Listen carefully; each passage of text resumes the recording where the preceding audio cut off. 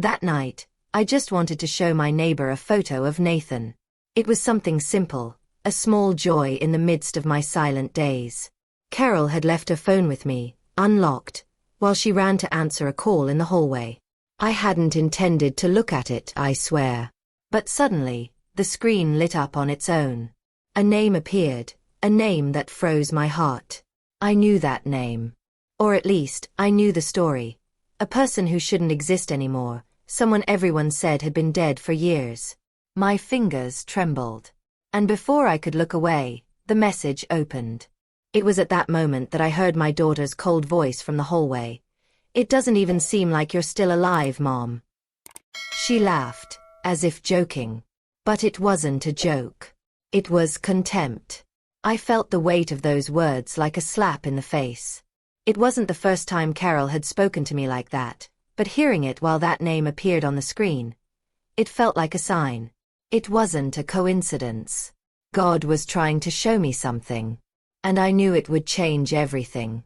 As I held the phone, I was torn between the shock of what I read and the pain of what I heard. The message spoke of things about me, decisions being made behind my back, secrets that, if true, could tear away everything I'd built. It was betrayal, it was coldness, it was a silent plot within my own family. And there, standing with that device trembling in my hands, I felt my life was at risk. Not of death, but of losing my dignity, my home, my name.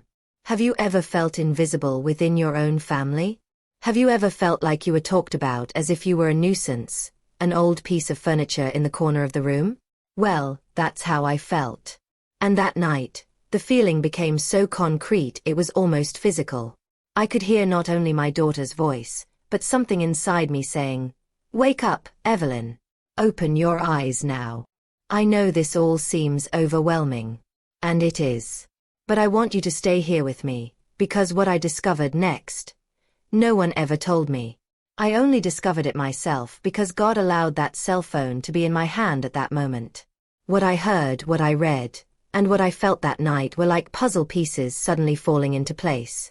If you've ever experienced something like this, if you've ever felt something was wrong but weren't sure what, take advantage and subscribe to the channel right now. Leave a comment if you've ever felt this kind of warning, this intuition that seems to come from above. Because what I'm about to share could be a wake-up call for many people. I didn't know at that moment whether I should confront Carol, pretend nothing had happened, or remain silent. But I knew one thing. That message hadn't come to me by chance. It was a warning. A call. And the decision I would make from then on would change everything in our story, forever. Since Richard passed away, the house has become too big. Too quiet. At first, I'd still leave the TV on just to hear a voice in the room. But over time, I grew accustomed to the sound of the wind in the windows and the creaking of the hardwood floors. The routine became a refuge. Waking up early, making my cinnamon coffee, opening the living room curtains, and saying good morning to the old ipe tree I planted in the front yard. That's how I stayed afloat, with small routines, small resistances. The garden became my confessional. I talked to the plants as if pouring my heart out to God. I pruned the roses, watered the lavender, and gathered dried leaves while murmuring prayers that only heaven could hear. My body remained there, steadfast, even when my soul seemed to wither. On sunny days, I would take my iron chair to the porch and read a passage from the Bible. On cloudy days, I would sit in the living room armchair with a cup of tea, gazing at the framed picture of Richard and Nathan, my grandson. That portrait was what kept me connected to a time when I still felt needed. Carol, my daughter, rarely called. Sometimes weeks would go by without a "Hi, Mom." And when she did, it was only to say she was leaving Nathan with me for a few hours, like someone leaving a package. She was always in a hurry. In a hurry to grow up, to leave home, to prove she didn't need anyone, including me. With James, her husband, she was even more blunt. A man with a low voice and eyes always on his phone. He never looked me in the eye for more than 5 seconds. The last time they came here, Carol didn't take off her coat or sit up straight. She opened her purse, handed over her unlocked phone, asked me to show her neighbor some photos of Nathan, and left the room talking to someone on speakerphone. She seemed nervous. And it was there, in that seemingly harmless moment, that the message appeared. It was as if time stood still. The light from the phone illuminated my face. The name on the screen flashed. Rebecca. Rebecca. My head spun. Rebecca wasn't just a name. She was a buried memory. A woman Richard had worked with years ago. A story I thought had been closed, with burial, flowers, tears. How could that name appear now, in a conversation with my daughter? I tried to convince myself it could be someone else. Someone with the same name. But when I previewed the message, something told me I was entering dangerous territory. The words were cryptic, but clear enough for me to understand. Something was wrong. Something hidden. Something that would change everything I thought I knew about my daughter, and maybe even my own husband. The pain I felt there wasn't just the betrayal. It was the pain of realizing that, even after dedicating my entire life to my family, I had become invisible to them. Reduced to a secondary role, a useful presence when convenient, disposable when uncomfortable. And worse, kept in the dark, as if my lucidity had an expiration date. But I saw. I felt. I knew. After Carol returned to the room, I saw her face like I'd never seen it before. There was something behind that forced smile. A rush that hid fear.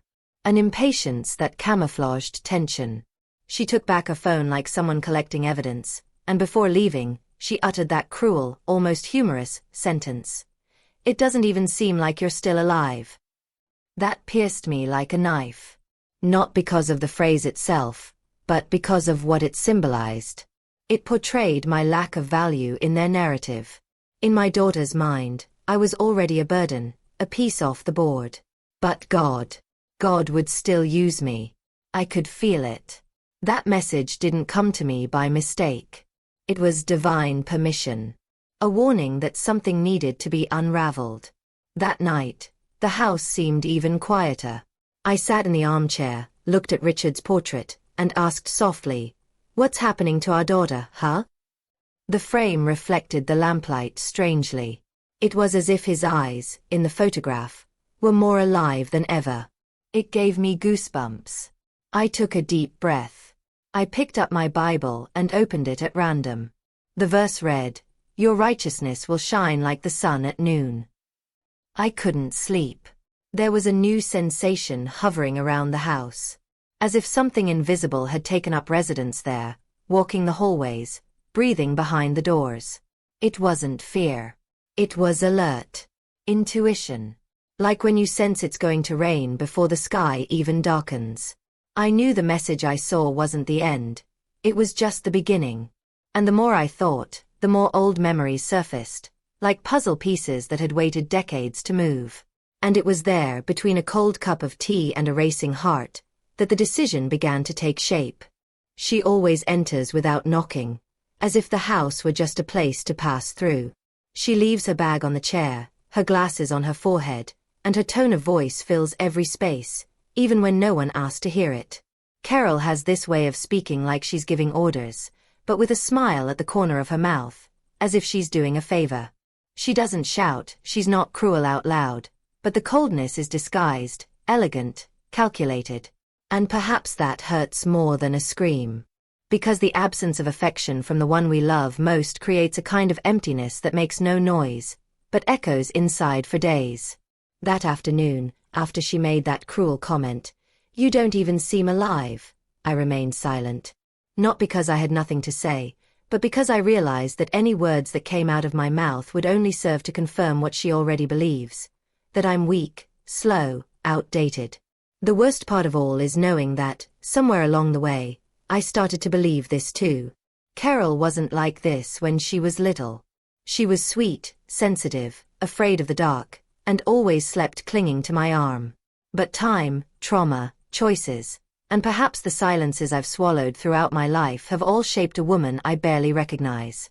Today, she speaks to me as if I've become a nuisance, an uncomfortable reminder of something she tries to hide. And cruelest of all, she disguises it as practicality. "You should sell this house and move to a smaller place, Mom. Some kind of senior housing." There are people your age there, activities, medical care. It would be great for you. She said this the other day while buttering her bread, as if suggesting a new cake recipe. And all I could do was stare at Richard's picture on the bookshelf, silently wondering, is this how it ends? There's something very lonely about being seen as someone who's, at the end. As if my existence is now a blank page waiting for the final sentence. And all of this is compounded by the fact that, even without saying so clearly, Carol only shows up when she needs something. Whether it's for me to stay with Nathan, for her to pick up a letter that arrived here, or to use my address for some bureaucratic task. She never asks how I am. She never sits down for coffee without checking her watch. She never truly listens to me. And yet, I keep waiting. Waiting for a connection, a leisurely visit, a lingering embrace. Because a mother's heart holds this fond memory of a time that will never return. We keep the good versions of our children close to our hearts, even when reality reveals other versions. And this internal conflict, between what was and what is, erodes the certainties that once seemed solid. That night, as I tried to sleep, I began to wonder, when did I lose control of my own story? When did I let my voice become small in my own home? And most of all, why would Carol be hiding something so serious that she would use the name of a dead woman, a buried figure from the past, in such secret messages? Something didn't make sense. And no matter how hard my daughter tried to keep me at bay, the truth had begun to reveal itself, little by little, like a mist that dissipates at dawn. A part of me told me to ignore it, to go about my life in silence, with my plants, my prayers, my teas, and my daily psalm. But another part, one I thought had faded, began to awaken. It was as if I were feeling my own strength again. The strength of someone who had seen too much, lived too much, endured too much. And now I saw beyond. It wasn't just about the message, nor the name that appeared on the screen. It was about everything that had accumulated over years of silence, of swallowed words, of hidden pain. It was about the behind the scenes of a family story that seemed ordinary on the surface but hid deep cracks. And if there was one thing I knew well, it was that time may silence, but it never erases what's written in the conscience. The next day, when I looked in the mirror, I saw a woman who was still there. Whole, yes. Wounded, perhaps. But with clarity in her eyes. And when I picked up the old cell phone I kept in the kitchen drawer, I sensed it would play a key role in everything that was about to happen. As I flipped through the pages of the apple pie recipe my neighbor asked me for, Carol, without even looking at me, held out her already unlocked phone. Look for it, Mom. The photo's in the camera roll. You'll know which one it is. She said this as she paced the room, her eyes glued to another device, speaking quietly to someone I couldn't identify. I took the phone instinctively, without thinking. The screen was still warm from her touch, and the white light burst into my pupils. For a moment, I hesitated to touch it. But the memory of the photo with Nathan smiling, holding the cake I made for his birthday, gave me the courage to browse the gallery. But before I could even tap any icon, a notification popped up out of nowhere. A gray bubble appeared right in the center of the screen. A name. Simple. Straightforward. Familiar. Rebecca. I froze.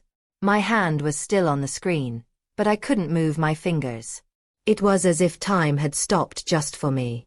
Everything around me kept moving. Carol talking on the phone, the clock ticking, the cars passing by outside, but inside me, everything went silent. Rebecca. That word hit me like a cold current running up my spine.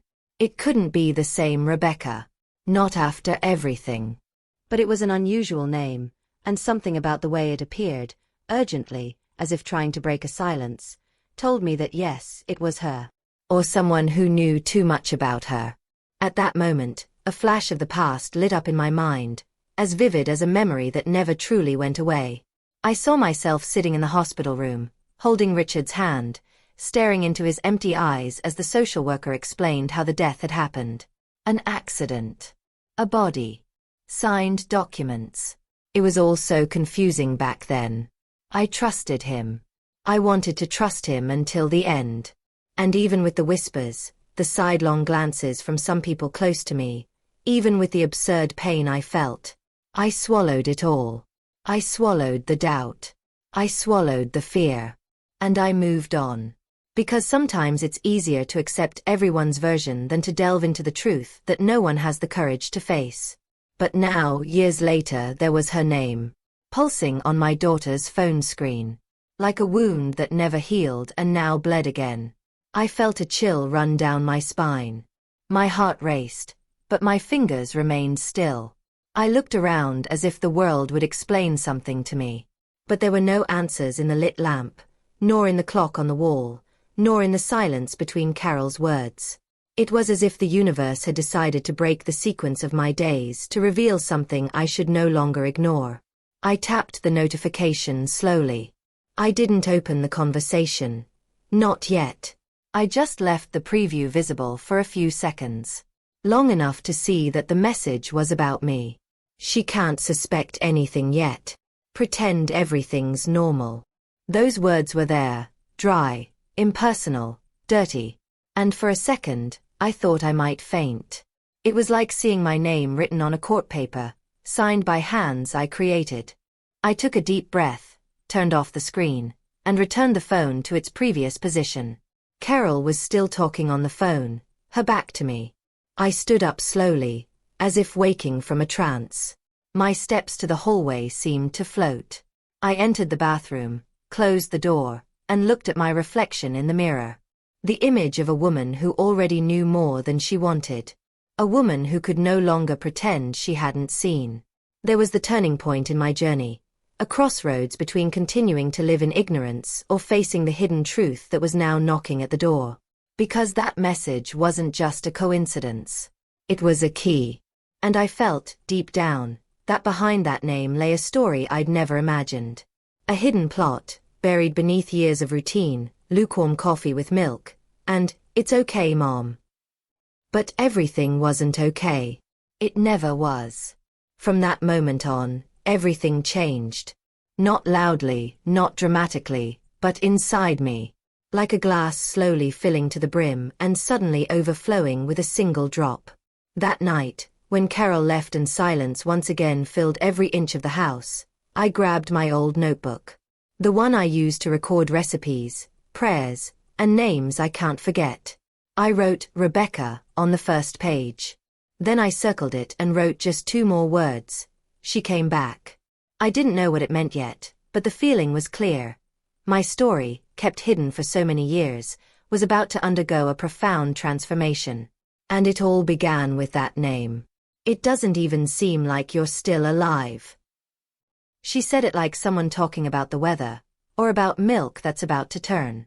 Without emotion, without overt malice, but with a kind of irony that only exists between mother and daughter when love has faded, but coexistence insists on continuing. The phrase hung in the air for a second. Just a second, but it was long enough to chill my blood. The kind of silence that forms after a humiliation is different.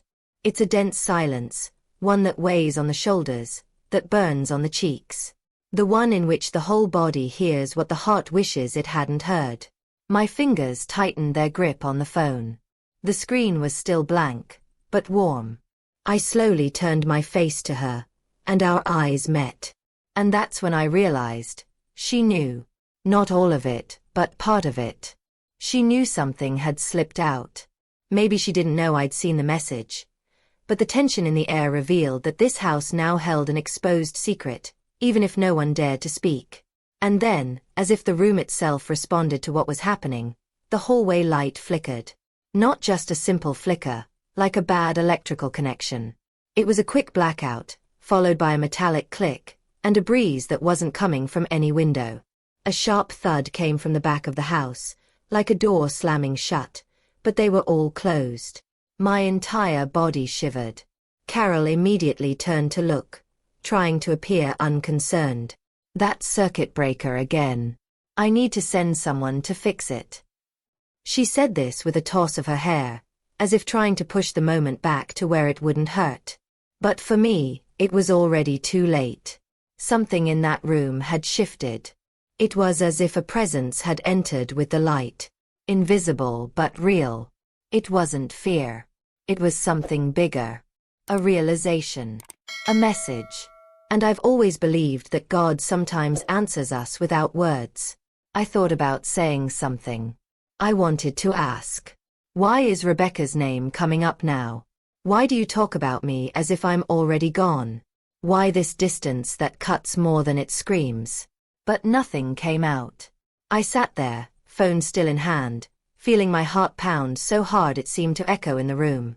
Carol noticed my silence. I think she expected some kind of reaction.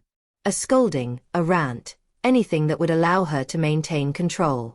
But I didn't give it to her. Instead, I glanced at the clock on the wall, as if remembering an imaginary appointment. She took the hint. She got up, hurriedly gathered her things and said, "I have to go, we'll talk later." And she left. No kiss. No touch. No attempt to repair what had been broken. I stood there for a while longer, motionless, trying to understand what exactly had happened. What it all wanted to tell me. The name. The message. The phrase. The lamp. The sound from the hallway. Everything seemed to fit together in a sequence of signals. As if life were whispering a truth that I needed, finally, to have the courage to hear.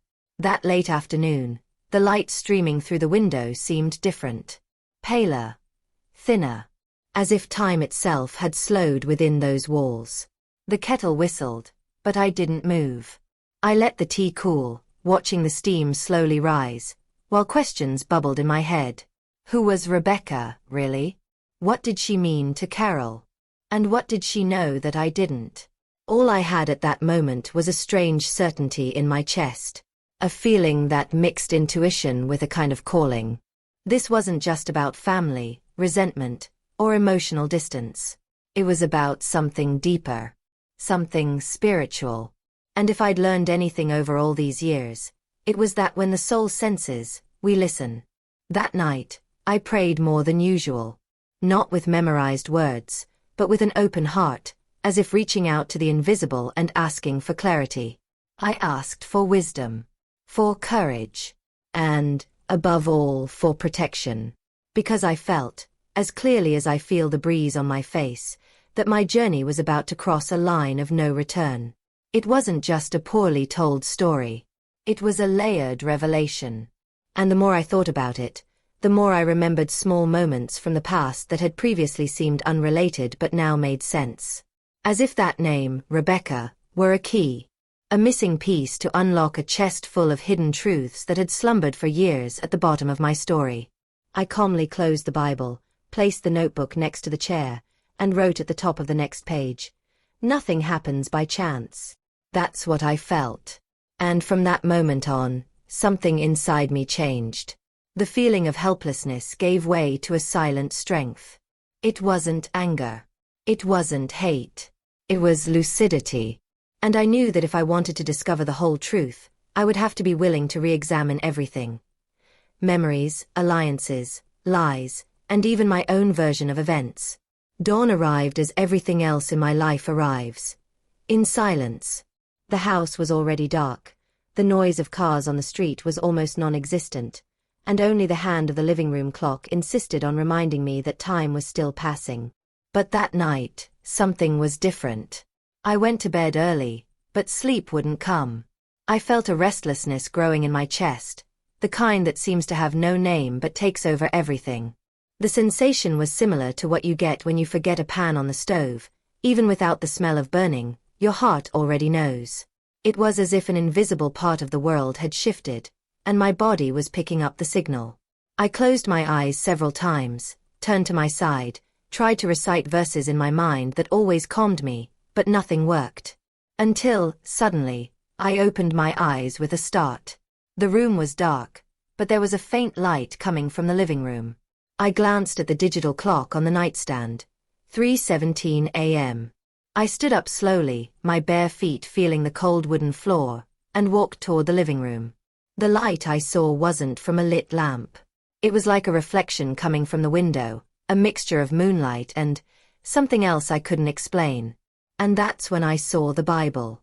It was on the end table, open. I was sure I'd left it closed at the end of the night, as I always do. But there it was, the pages gently turned, resting on a passage underlined in yellow. I approached it cautiously, as if sensing I'm entering a sacred place.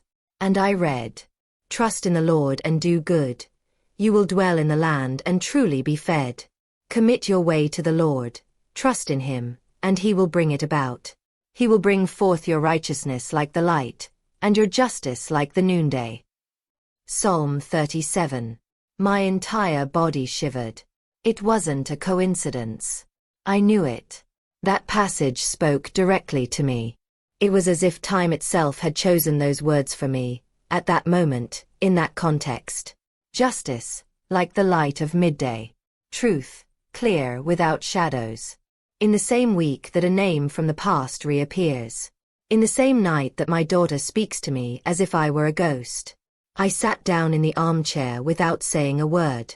I grabbed the blanket that was thrown over the arm of the sofa, wrapped it around my shoulders, and closed my eyes. I took a deep breath. I felt the presence of something greater. It wasn't fear. It was a kind of clarity that only pain allows. The knowledge that, even though I had ignored everything for so long, the pieces of truth were beginning to move on their own. And when the truth starts moving, there's no stopping it. Rebecca's image came back to me. The way she'd appeared in our story and then disappeared so quickly. The way Richard reacted when I first asked about her. And now, her name on my daughter's phone. Messages that talked about me as if I were an obstacle. I was being treated like a misplaced piece. And all of this was happening under my own roof, without my knowledge. Until now. But now I knew. And something in me had changed. It wasn't an explosive revolt. It was a quiet decision. A change of mindset.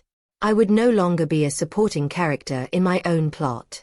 This story, my story, deserved to be told with all its layers, with all the behind-the-scenes revealed.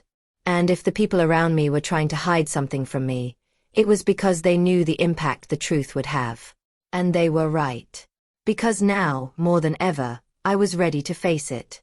I returned to my room, but I couldn't sleep. I sat on the edge of my bed, staring at the floor, my thoughts racing back and forth. My mind seemed to search for every little detail from the past that now made more sense. A look Richard avoided. A name Carol let slip in an old conversation. A photograph taken and never seen again. Small signs I ignored out of trust. And perhaps out of fear of knowing. I opened my dresser drawer and grabbed my old journal. I hadn't written in it in years, but something drew me back to those pages. I wrote everything down. The time. Carol's quote. The notification on my phone.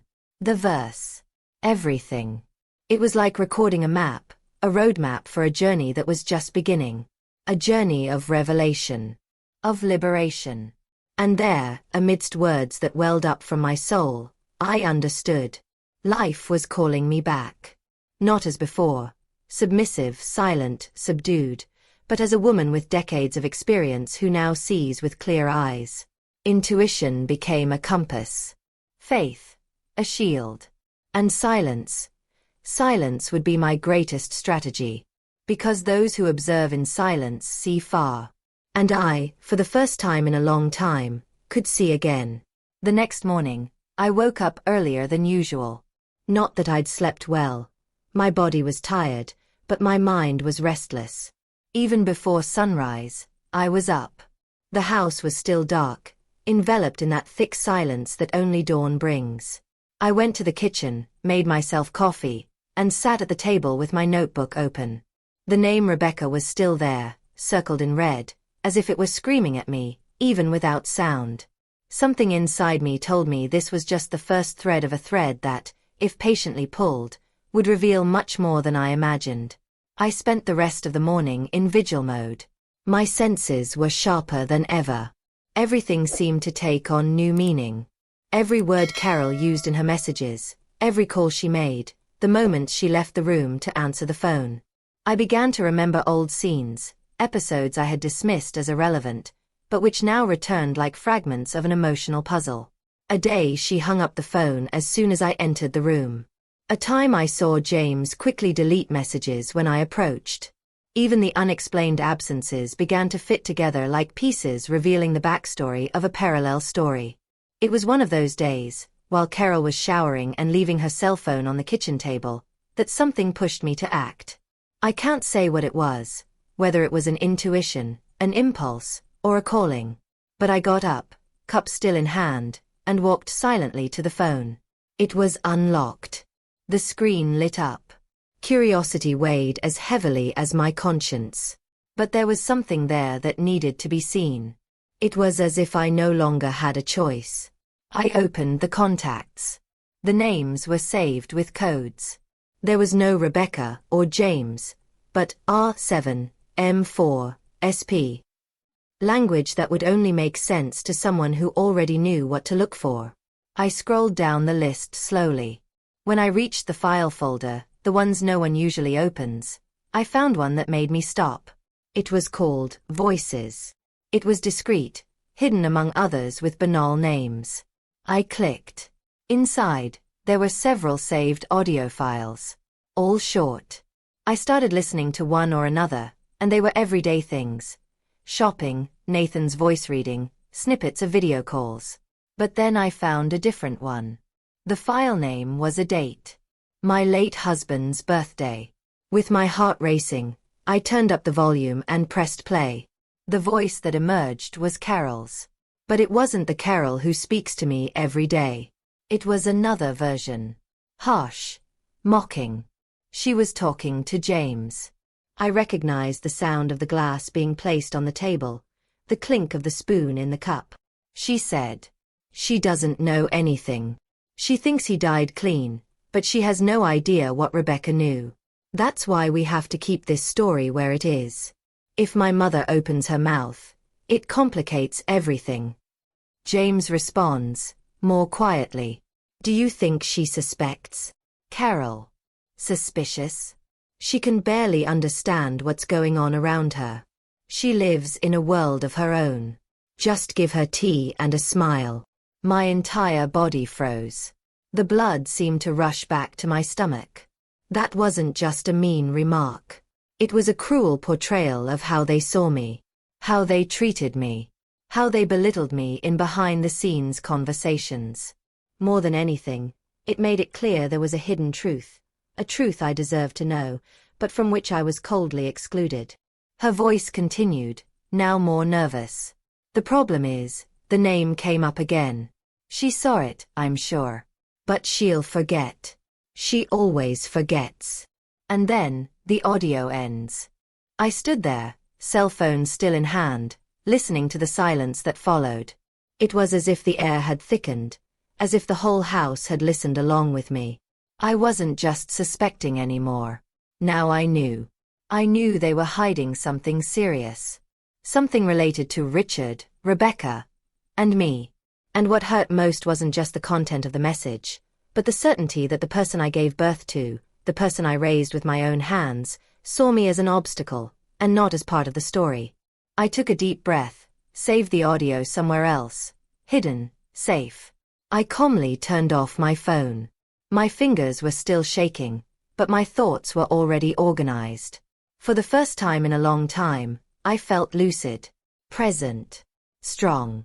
That afternoon, I sat on the porch with my Bible on my lap, but I didn't read a word.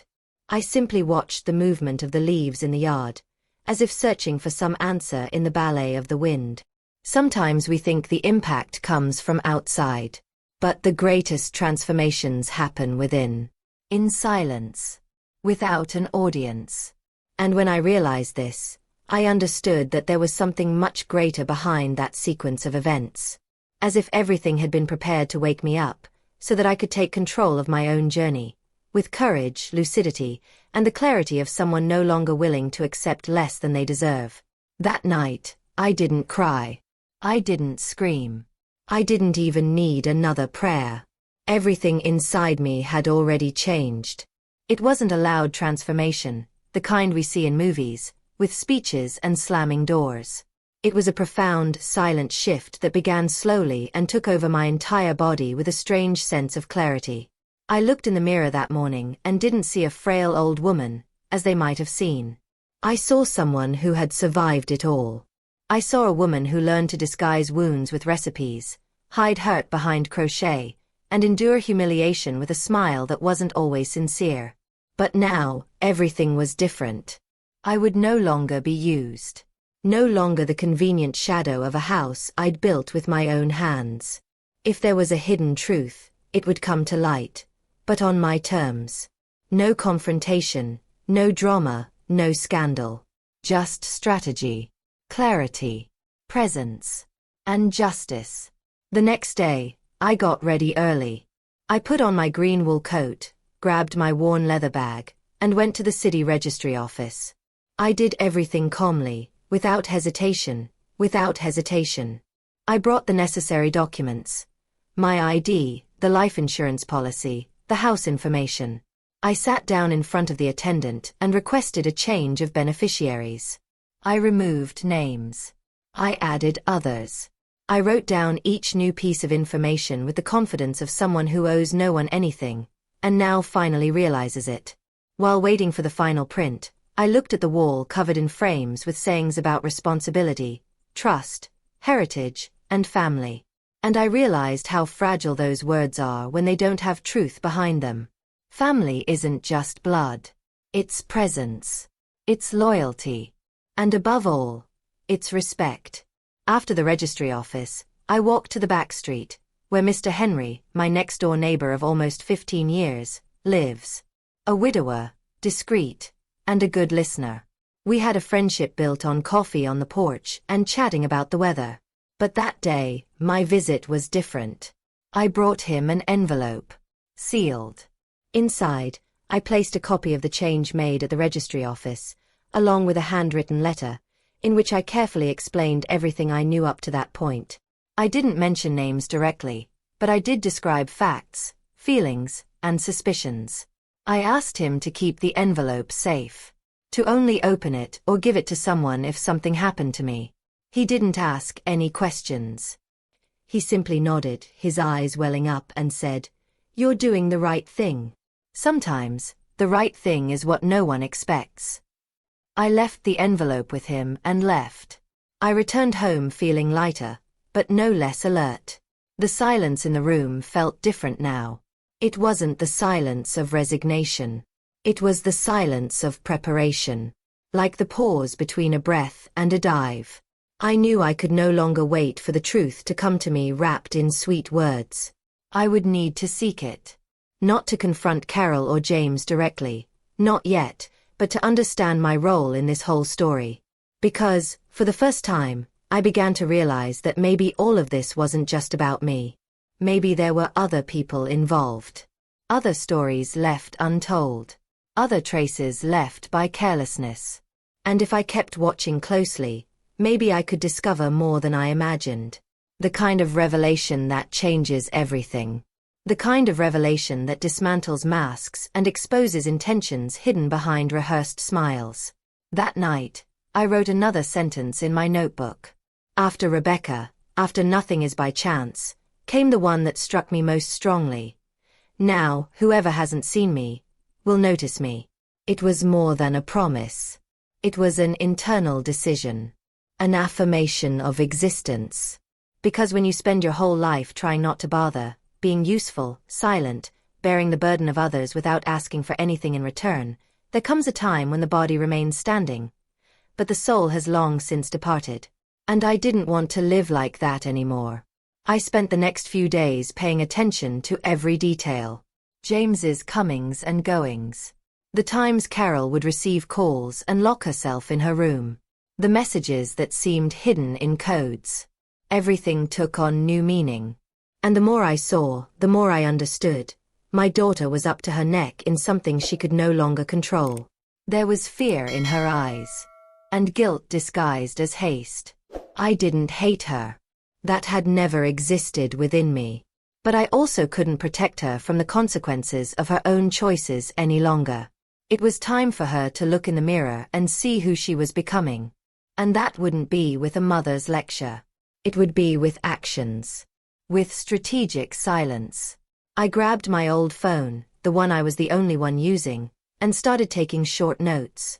Audio recordings. Dates. I realized that, even unintentionally, I was building a behind-the-scenes diary. A personal archive of this journey. And deep down, I knew it would have a purpose later. Because everything hidden for too long eventually needs to breathe. And when that happens, the impact is inevitable.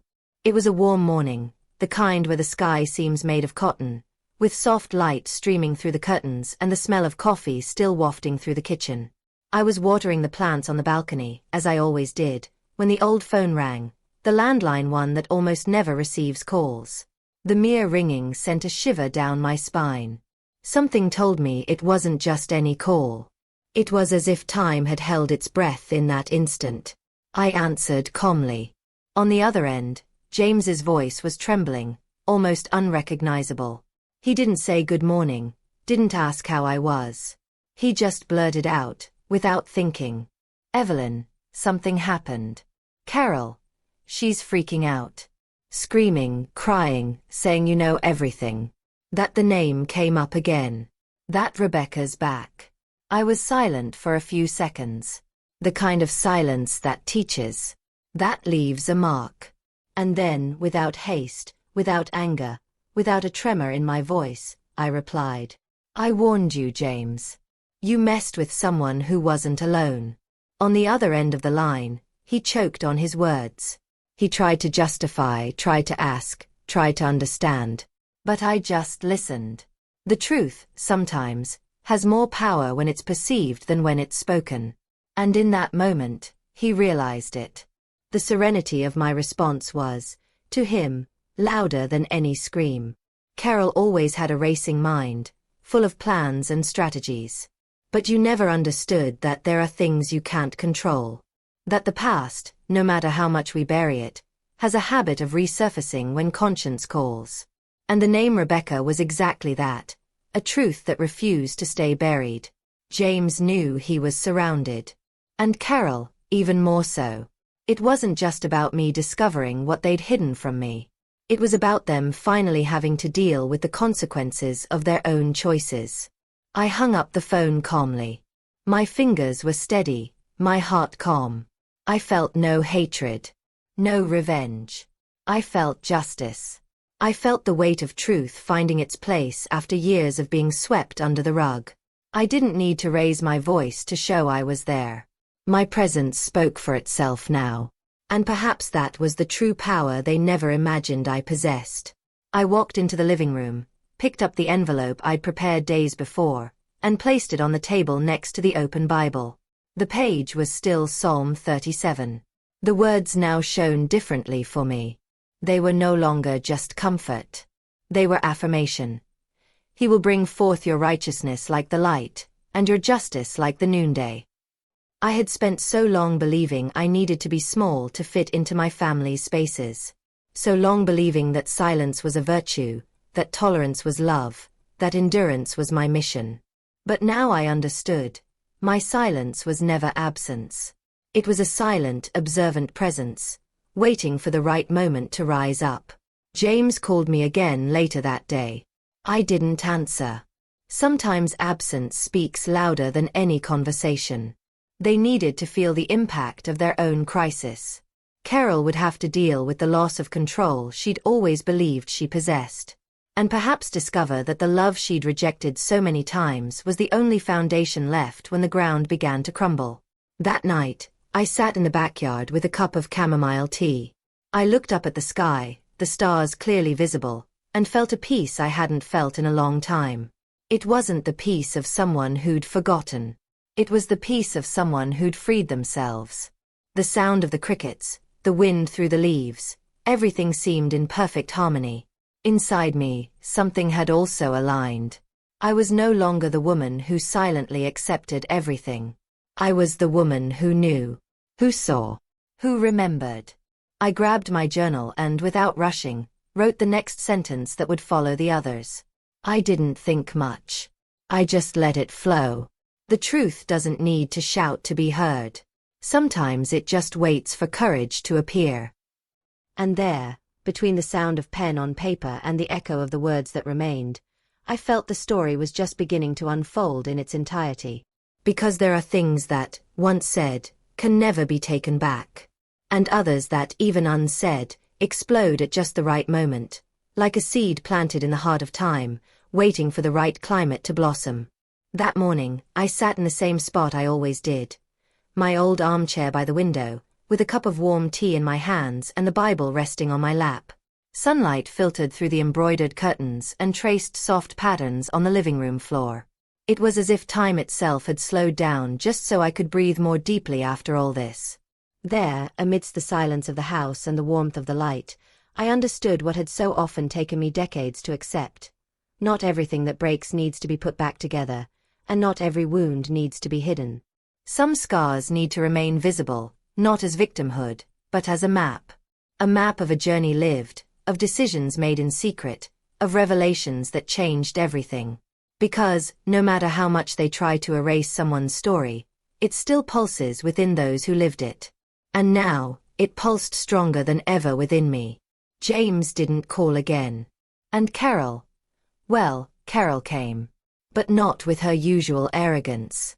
She entered the house slowly, her eyes downcast, the tired posture of someone who'd been up all night. I was in the kitchen, folding the tablecloth, when I heard her say, almost in a whisper, "Mom, you knew all along, didn't you?" I turned slowly. I stared at that face I'd once kissed with hands full of warm milk and lullabies. The daughter I'd embraced so many times, even when she'd hurt me without realizing it. The woman who, out of fear or pride, had lost her way. She was there, vulnerable. For the first time in many years, she was the one who didn't know what to say. I just nodded. A short gesture. No anger. No pressure. And I replied. I didn't need to know everything. I just needed to hear what the silence was screaming. She came closer, but didn't touch me. She stood beside me for a few seconds. And then, as if something inside her had finally given way, she let out a sob. I didn't ask for an explanation. I didn't demand a confession. Some truths hurt too much to be expressed in words.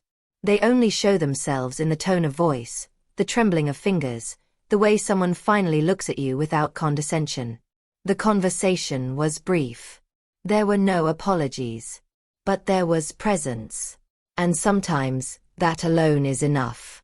After she left, I returned to my chair. I opened my Bible without marking a page.